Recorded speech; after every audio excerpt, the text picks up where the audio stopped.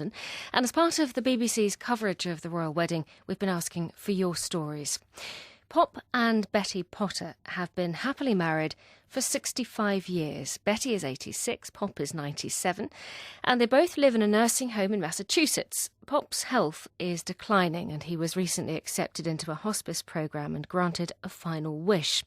Most residents at this point choose to have a nice meal or go on a day trip, but Pop wanted to give his wife a diamond wedding ring and to renew his marriage vows. One of the nurses at the home, Sarah Kane, told us about Pop's last wish to make Betty happy.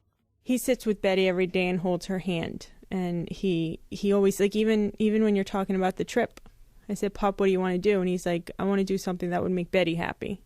For his anniversaries, I'll walk him across the street. Or for Valentine's Day, we'll walk across the street, get some flowers for her.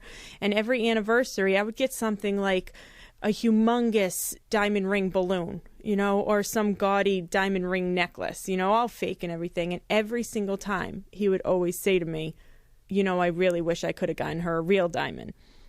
So when the idea of a trip came up, I said to my coworkers, I said, I know the one regret in his life.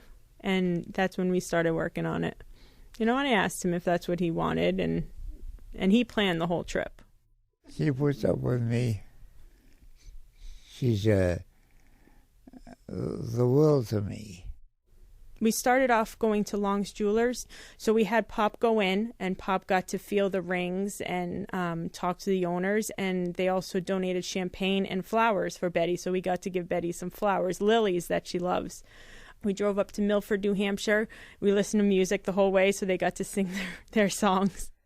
So wait and pray each night for me till we meet again. When we got up there, the pastor up at the Methodist Church greeted us and took us in, and Pop knew that before anything started, he wanted to give Betty that diamond.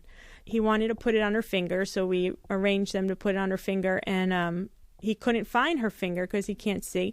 And he goes, Betty, where's your finger? And she said, it's on my hand.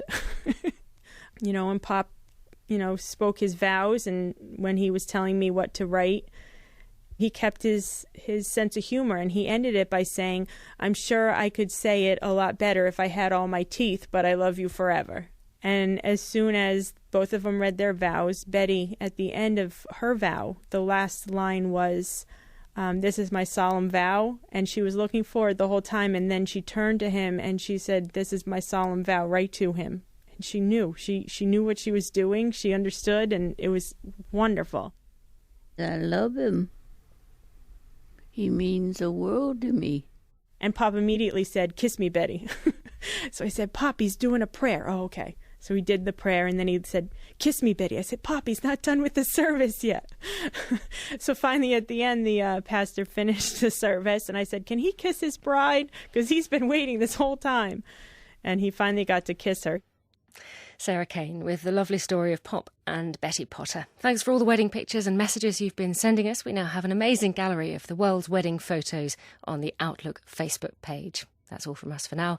Do hope you'll join us again tomorrow. There are dozens of different podcasts now available from the BBC, including news, documentaries, science, business, arts and sport.